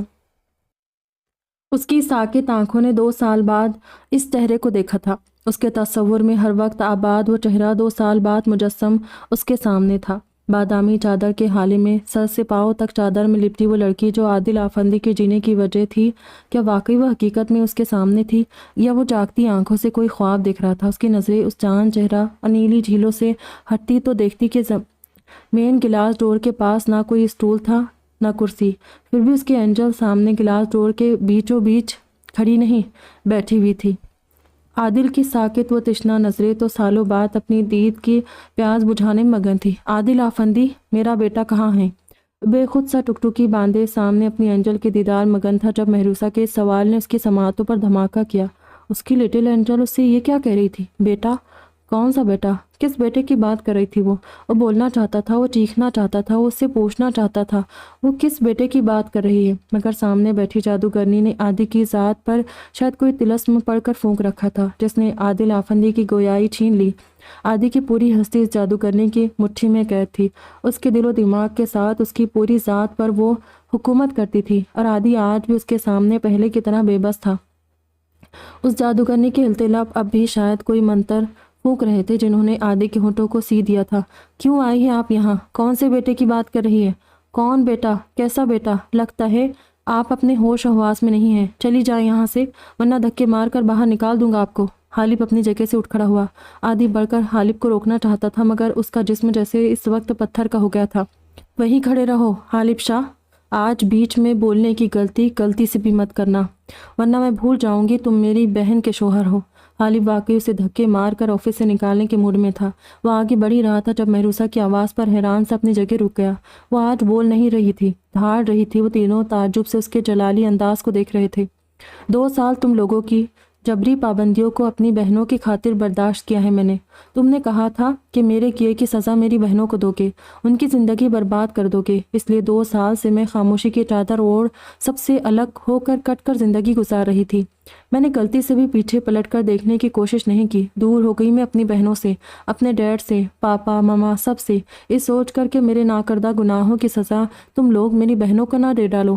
اور آج بھی میں یہاں تم سب کی ہنستی کھیلتی زندگی میں ایک زہر کھولنے نہیں آئی ہوں، صرف اپنے بیٹے کو لینے آئی ہوں۔ مجھے میرا بیٹا لوٹا دو، جسے یہ شخص چوری چھپے لے کر یہاں چلا آیا۔ میں وعدہ کرتی ہوں جیسے آئی ہوں ویسے ہی چپ چاپ یہاں سے چلی جاؤں گی، ورنہ بصورت دیگر میں مسٹر عادل آفندی پر کیس کروں گی، اور دنیا کا کوئی بھی قانون ایک چھوٹے سے بچے کو ماں سے الگ نہیں کر سکتا۔ سنا آپ لوگوں نے؟ اپنی ذات پر تو توڑا گیا ہر ظلم میں سہ گئی ہوں، لیکن یہ ظلم برداشت نہیں کروں گی۔ اپنے بچے کو میں اتنی آسانی سے اس شخص کو چھیننے نہیں دوں گی۔ اپنے سامنے بیٹھے عادل کو دیکھتی ہوئی گرج کر بول بیٹھی تھی، اس طرح خاموشی سے بیٹھ کر تماشا مت دیکھو عادل آفندی، مجھے میرا بیٹا واپس کرو، اور میرے جینے کی وجہ ہے۔ 2 سال بعد اگر تمہیں میں اور میرا بیٹا یاد آ ہی گیا ہے تو یہ بھی یاد رکھنا کہ ایک باپ ہونے کا کوئی بھی فرض تم نے ادا نہیں کیا ہے، اس لیے تم میرے بیٹے پر کوئی حق نہیں رکھتے ہو، اس پر صرف میرا حق ہے۔ میں نے زندگی اور موت سے جنگ لڑتے ہوئے اسے پیدا کیا ہے، صحبتیں اٹھا کر اسے پال رہی ہوں، اس دن کے لیے نہیں کہ ایک دن اس کا نام نہاد باپ آئے اور اسے مجھ سے چھین کر لے جائے۔ مجھے میرا بیٹا چاہیے، میرا آئس مجھے واپس لوٹا دو عادل آفندی۔ ضبط کی شدت سے سرخ پڑتے چہرے کے ساتھ اس نے اپنا نچلا لب سختی سے دانتوں تلے دبایا تھا، مگر لہجہ مضبوط تھا۔ تھڑ تھڑ تھڑ پورے آفس کی چھت جیسے عادی کے سر پر آ گری۔ وہ جو کب سے ساکت و جامد بیٹھا دیوانہ وار سامنے بیٹھی اپنے جینے کی وجہ کو دیکھ رہا تھا، اس کی ایک ایک بات کو خاموشی اور حیرت سے سن رہا تھا۔ آئس کا نام سن کر تو حیرت اور خوشی گم ہو گیا۔ آئس آئس آئس محروسہ کا بیٹا ہے، میرا بیٹا ہے، یعنی اس کی مجھ سے خطرناک حد تک مماثلت کی وجہ یہ ہے کہ وہ میرا اور محروسہ کا بیٹا ہے۔ اسی لیے میرا دل ہمک ہمک کر آئس کی طرف بڑھ رہا تھا۔ میرے دل و دماغ اس کا خیال نہیں جا رہا تھا۔ وہ میرا خون ہے، میرا بیٹا ہے۔ اپنے خون کی کشش مجھے اس معصوم کی طرف کھینچ رہی تھی۔ اس کی ساکت آنکھوں کی پتلیاں محروسہ کے چہرے پر جمی تھی، جبکہ دماغ سوالوں کی آماج کا بنا ہوا تھا۔ کون سا بیٹا؟ کس بیٹے کی بات کر رہی ہیں آپ؟ 2 سال بعد نہ جانے کہاں سے منہ کالا کر کے چلی آئی ہے اور کس بے شرمی سے اپنی ناجائز اولاد کو عادی کے سر تھوپ رہی ہے۔ بے شرم بد چلن کہی کی آپ کو تو فہم۔ عادی کی دھاڑتی آواز پر فہم ٹھٹک کر چپ ہوا، جبکہ کب سے ساکت بیٹھے عادی کے بدن میں فہم کے الفاظوں نے آگ لگا دی۔ اس کی نس نس میں شرارے دوڑنے لگے۔ بجلی کی سی تیزی سے اپنی کرسی دھکیل کر کھڑا ہوا اور گیس و غضب سے پلٹ کر زوردار پنچ فہم کے منہ پر مارا۔ فہم کے الفاظ عادی کی سماعتوں کو کسی پگھلے ہوئے شیشے کی طرح چیرتے ہوئے چلے گئے تھے۔ میری اینجل کو گالی دیتا ہے، میرے آئس کو ناجائز کہتا ہے، جان نکال لوں گا تیری۔ آئس میرا بیٹا ہے، میرا بیٹا ہے وہ، میری بیوی کے متعلق بکواس کرتا ہے۔ کمینے، چھوڑ رکھی مجھے، مار ڈالوں گا میں اسے۔ اس نے فہم کو گریبان سے کھینچتے ہوئے کھڑا کیا اور دوبارہ اسے ایک زوردار تھپڑ کھینچ کر فہم کے منہ پر مارا تھا۔ فہم لڑکھڑاتا ہوا پیچھے فرش پر جا گرا تھا، جبکہ عادی غصے میں دوبارہ اس کی طرف بڑھا، جب رکیم اور غالب نے بمشکل اسے کنٹرول کیا اور قہر بھری نظروں سے سامنے کرسی پر بیٹھی محروسہ کو دیکھا، جو سکون سے عادی اور فہم کو گتھم گتھا ہوتے دیکھ رہی تھی۔ عادی کے زور سے کھینچنے سے فہم کی شرٹ کے سارے بٹن ٹوٹ گئے اور چہرہ لال انگارہ ہو گیا۔ غالب نے آگے بڑھ کر فرش پر گرے فہم کو اٹھایا، جو غصے سے عادی کو گھورتا ہوا اٹھا تھا۔ مجھے تو چپ کروا لیا تو نے، دنیا کو کیسے چپ کروائے گا؟ سب کو پتہ ہے گھر سے بھاگ گئی تھی۔ کس کس پر ان کی نیک نامی ثابت کرے گا؟ کس طرح یقین دلائے گا کہ وہ تیرا بیٹا ہے یا کسی اور کا؟ فہم نے شرٹ کی آستین سے چہرہ پہنچتے ہوئے کہا، جس پر عادی دوبارہ بھڑک کر اس کی طرف بڑھا، مگر غالب نے اسے بیچ میں ہی روک لیا تھا، جبکہ محروسہ نے تلخی سے مسکراتے کر اب سے آنکھیں مون لی تھی۔ عادی کیا ہوا؟ تجھے پاگل ہو گیا ہے کہ تو ان کے لیے تو فہم کو مار رہا ہے؟ صحیح تو کہہ رہا ہے وہ۔ اسے مارنے سے پہلے پوچھ ان سے، کہاں تھی یہ اتنے سالوں سے، اور کس سائز کی بات کر رہی ہے یہ؟ کیا تو ان کے بیٹے کو جانتا ہے؟ رکیم عادی کو واپس چیئر پر بٹھاتا ہوا بولا اور ایک تیز نظر سامنے بیٹھی محروسہ پر ڈالی تھی۔ میں ضرور بتاتی میں کہاں تھی اتنے سالوں سے، اگر اس سوال کا جواب میرے بیٹے کی گمشدگی سے جڑا ہوتا، اور میں جس آئس کی بات کر رہی ہوں وہ میرا بیٹا ہے، اور مسٹر عادل آفندی 4 دن پہلے ملتان آئے تھے، جہاں اتفاقاً راستے میں یہ میرے آئس سے ملے تھے، جو عارفہ کے ساتھ باہر مارکیٹ تک گیا تھا۔ پھر یہ اس کا پیچھا کرتے میرے گھر تک چلے آئے، اور کل رات سے میرا بیٹا میرے گھر سے غائب ہے، اور مجھے اچھی طرح پتا ہے کہ یہی اسے لے کر آئے ہیں، اس لیے مجھے میرا بیٹا، میرا آئس واپس دے دے۔ محروسہ اب بھی سنجیدگی سے بول رہی تھی، جبکہ دوبارہ سے اس کے چہرے کو تکتا عادی اپنی جگہ سے اٹھ کر دھیرے دھیرے چلتا محروسہ کے پاس آیا۔ اب اس کی ساکت نظریں محروسہ کی ویل چیئر پر جمی تھی، جبکہ محروسہ بھی حیرت سے اپنے پاس آتے عادی کو دیکھنے لگی، جو اس کے کسی بھی سوال کا جواب دیے بنا خاموشی سے چلتا ہوا اس کے پاس آ رہا تھا۔ وہ محروسہ کی چیئر کے پاس پہنچتے ہی آہستگی سے گھٹنوں کے بل نیچے بیٹھا، حیرت سے پھٹی آنکھیں محروسہ کی چیئر پر ہی ٹکی تھی۔ پھر سر جھکائے کپکپاتے ہاتھوں سے وہ ویل چیئر کے بڑے بڑے ویلز کو چھونے لگا۔ ویلز سے ہٹتی ہوئی نظریں محروسہ کے کالی پٹیوں والی چپل میں مقید پیروں پر گئی۔ اینجل، اس کے لبوں نے بے آواز سرگوشی کی اور آنکھ سے ایک انجانہ آنسو نکل کر محروسہ کے پیروں پر گرا تھا۔ ساکت بیٹھی محروسہ نے بے ساختہ اپنی چیئر کے ویلز پر ہاتھ جما کر چیئر پیچھے کی۔ تبھی ضبط سے سرخ پڑتی آنکھوں کے ساتھ عادی نے سر اٹھا کر محروسہ کی طرف دیکھا۔ اس کی آنسوؤں سے بھری لہو رنگ آنکھوں میں لکھے سوال کو محروسہ نے اچھی طرح پڑھ لیا تھا۔ ہاں، میں معذور ہو چکی ہوں، مگر اس کا مجھے کوئی غم نہیں۔ اگر آتی جاتی سانسوں کا نام ہی زندگی ہے تو ہاں، میں زندہ بھی ہوں، صرف آئس کی خاطر۔ میرے جینے کی وجہ ہے وہ، اسی لیے اپنے زندہ لاش جیسے وجود کا ناطا سانسوں سے جوڑے بیٹھی ہوں۔ میرا اللہ کے بعد میرے بیٹے کے سوا کوئی نہیں ہے، اس لیے ترس کھاؤ مجھ پر، میرا بیٹا مجھے دے دو۔ تمہیں اپنے سب سے محبوب چیز کا واسطہ ہے، مجھ سے میرے بیٹے کو مت چھینو۔ ضبط کے باوجود بھی اس کی آنکھوں سے آنسو بہہ نکلے۔ یہ آنسو کیوں بہے تھے وہ نہیں جانتی تھی۔ وہ اپنے کردار پر لگی تہمت پر روئی تھی، اپنی بے بسی پر روئی تھی، یا سامنے بیٹھے شخص کی سمندر ہوتی آنکھوں نے اس کا حوصلہ بھی توڑ دیا تھا۔ اور یہ تو عادی بھی جانتا تھا کہ وہ اپنی جل پری کی جل تھل ہوتی آنکھوں کو دیکھ کر رو پڑا تھا، یا اس کی معذوری پر، یا اس کے واحد سہارے کے چھین جانے پر۔ آئز میرے پاس نہیں ہے اینجل، میرا بیٹا میرے پاس نہیں ہے۔ عادی نے اپنی لہو رنگ آنکھوں سے اس کی گہری جھیل سی آنکھوں میں دیکھتے ہوئے دھیرے سے کہا، جب مہروسہ نے اپنے دونوں ہاتھوں سے اس کا گریبان پکڑ لیا تھا۔ جھوٹ بولتے ہو تم، آئز تمہارے جانے کے 2 دن بعد غائب ہوا ہے، تم ہی اسے ملتان سے لے کر آئے ہو، وہ تمہارے پاس ہی ہے۔ مجھے میرا بیٹا واپس کر دو ورنہ جان سے مار ڈالوں گی میں تمہیں۔ تم شادی کر چکے ہو، زندگی میں آگے بڑھ چکے ہو، تمہاری بیوی بچے سب ہوں گے، مگر میرا کوئی نہیں ہے۔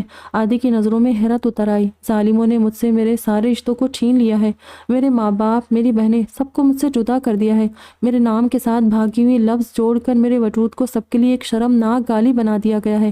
میں سب کے لیے مر چکی ہوں، اب آئز کے سوا کوئی نہیں ہے میرا، اس کو مجھ سے الگ مت کرو، اتنے ظالم مت بنو، رحم نہیں آتا تمہیں مجھ پر؟ کتنا ظلم کرو گے، کتنی سزا دو گے مجھے خود سے محبت کرنے کی، خود کی زندگی شامل ہونے کی؟ میں تمہاری زندگی میں اگر اپنی مرضی سے شامل ہوئی تھی تو تمہاری رضا بھی اس میں برابر کی شامل تھی، پھر سزا کی حقدار میں اکیلی کیوں ٹھہرائی گئی؟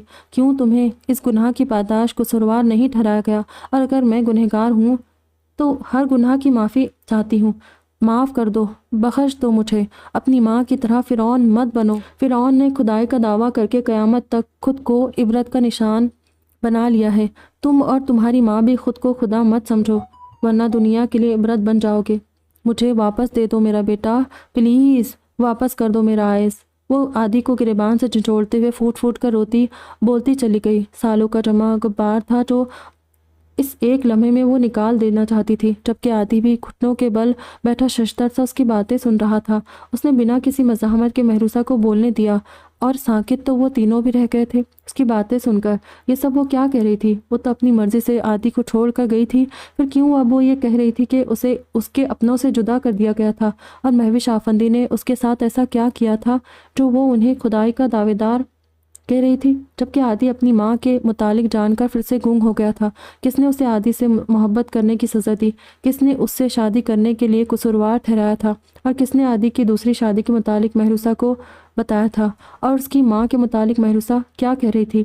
بہت سارے سوال پہلیوں کی طرح اس کے سامنے الجھے کھڑے تھے، جن کے جواب مہروسہ کے سوا کوئی نہیں دے سکتا تھا، مگر یہ وقت ان سوالوں کے جواب ڈھونڈنے کا نہیں تھا۔ اس وقت اسے اپنے آئز کو ڈھونڈنا تھا۔ عادل بھائی، ہمارا آئز مجھ سے اور اماں سے بہت اٹیچ ہے، وہ سارا دن ہمارے پاس رہتا ہے، مگر پھر بھی وہ ہر تھوڑی دیر بعد ماہی بی بی کو ڈھونڈتا ہوا ان تک پہنچ جاتا ہے، اور رات کو تو وہ ان کے بنا سوتا ہی نہیں، اور اب 13-14 گھنٹے سے وہ ان سے دور ہے۔ اب تک اس نے روتے روتے برا حشر کر لیا ہوگا اپنا۔ آپ پلیز اسے واپس کر دے، چاہے تو اس سے ملنے آتے جاتے رہا کرے، مگر اس وقت اسے واپس دے دے۔ کب سے خاموشی سے سب کو دیکھتی عارفہ بھی بولتے ہوئے آخر میں رونے لگی۔ جب عادی نے چونک کر سے دیکھا، وہ اس لڑکی کو کیسے بھول سکتا تھا؟ یہ عارفہ تھی۔ عارفہ، میں اپنے ڈیڈ کی قسم کھا کر کہتا ہوں، آئز میرے پاس نہیں ہے۔ ملتان میں اسی دن میں اس سے ملا تھا، اس کے بعد سے میں نے آئز کو نہیں دیکھا، مگر ہاں، آپ لوگوں کی اتنا یقین ضرور دلاتا ہوں کہ وہ جہاں بھی ہے میں اسے ڈھونڈ نکالوں گا۔ بس مجھے تھوڑا وقت دے دیجیے اینجل، میں اپنے آئز کو ڈھونڈ کر لے آؤں گا۔ بس ایک آخری بار مجھ پر یقین کر کے دیکھ لے۔ آئز کا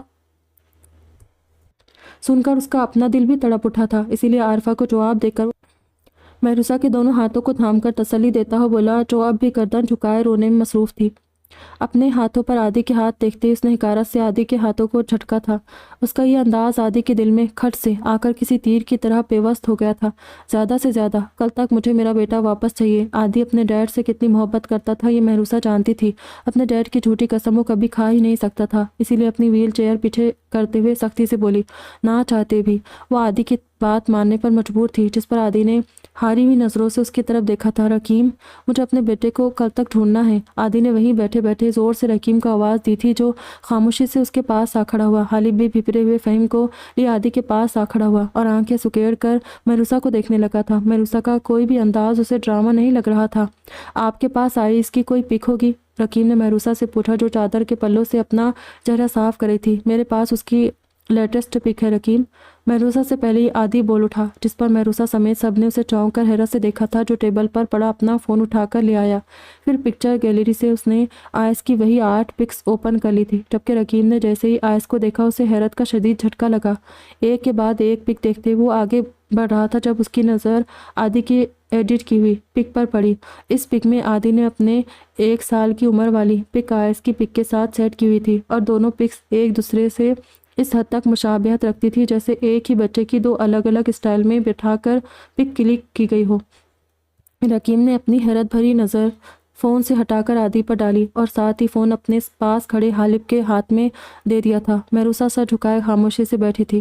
عادی کی بے قرار نظروں نے مسلسل اپنی اینجل کو فوکس کیا ہوا تھا۔ ایک لمحے کے لیے بھی اس نے اپنی نظریں محروسہ سے نہیں ہٹائی تھی، جبکہ فہیم اور حالب بھی آئز اور عادی کی پک کو دیکھ کر گنگ ہو گئے۔ فہیم کی زبان پر تو اس وقت حقیقتاً تالے پڑ گئے تھے۔ کیا کیا بکواس کر گیا تھا وہ اس معصوم بچے کے متعلق۔ عادی کا بیٹا تھا، بالکل اس کی تصویر، بالکل عادی جیسا تھا وہ، اور اس نے اس بچے کو ناجائز کہا تھا۔ فہیم کی گردن شرمندگی سے جھک گئی۔ غصے اور جذبات میں آ کر وہ کتنا بڑا گناہ کر گیا تھا۔ ایک پاک دامن لڑکی کے کردار پر اس نے چھینٹے اچھالے تھے، بنا سچائی جانے اسے کتنا برا بھلا کہا تھا۔ اس نے ایک نظر خاموش بیٹھی محروسہ پر ڈال کر فون حالب کو تھما دیا۔ حالب نے بھی دوبارہ سے اسکرین پر نظر آتے آئس کے چہرے کو دیکھا۔ وہ اس کے دونوں بیٹوں ہمان اور حسام کی ہی عمر کا تھا۔ ان تینوں کے پاس اب کہنے سننے کو کچھ نہیں بچا تھا۔ حالب نے فون خاموشی سے عادی کو تھما دیا تھا۔ پین اور پیپر ملے گا؟ خاموشی کو چیرتی محروسہ کی سپاٹ آواز پر عادی چونک کر ہوش میں آیا اور پلٹ کر خاموشی سے ٹیبل پر رکھا پین اور لیٹر پیڈ اٹھا لایا۔ محروسہ نے خاموشی سے پین اور پیپر لے کر اس پر اپنا نمبر لکھا تھا۔ یہ نمبر عالم چچا کا تھا۔ آتے ہوئے محروسہ اپنے ساتھ لے آئی تھی۔ وہ اس شخص کو اپنا اصل نمبر دینا نہیں چاہتی تھی۔ آئس کی ملتی ہمیں اس نمبر پر کال کر دیجیے گا۔ چلو عارفہ۔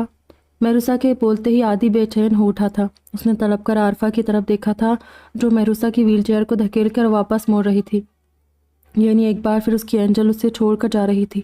نہیں نہیں، وہ محروسہ کو جانے نہیں دے، اب وہ اسے اس دنیا کی بھیڑ میں کھونے نہیں دے گا۔ عادی نے بے قراری سے آگے بڑھ کر محروسہ کے چیئر کا پچھلا ہینڈل تھاما تھا۔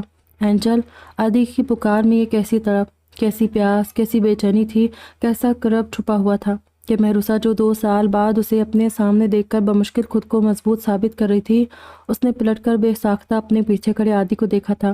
وائٹ فٹڈ جینز پر رائل بلو فٹڈ شرٹ کے ساتھ وائٹ براؤن شوز پہنے، اپنے گولڈن براؤن بالوں کو ایک سائڈ جمائے، وہ آج بھی ویسا ہی شاندار لگ رہا تھا جیسا پہلے لگتا تھا، بلکہ گزرتے وقت نے اس کی وجاہت کو مزید بڑھا دیا تھا۔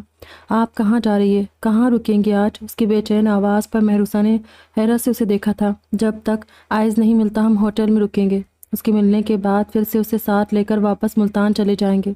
عارفہ نے انہیں ایک مقامی ہوٹل کا نام بتایا تھا، جسے سن کر وہ چاروں چونک گئے۔ وہ مشکوک سستا سا ہوٹل محروسہ اور عارفہ کے رہنے کے لائق تو نہیں تھا، اور کچھ دن پہلے تو وہاں پولیس کی ریڈ میں کچھ ریڈ لائٹ ایریاز کی کال گرلز کو بھی پکڑا گیا تھا۔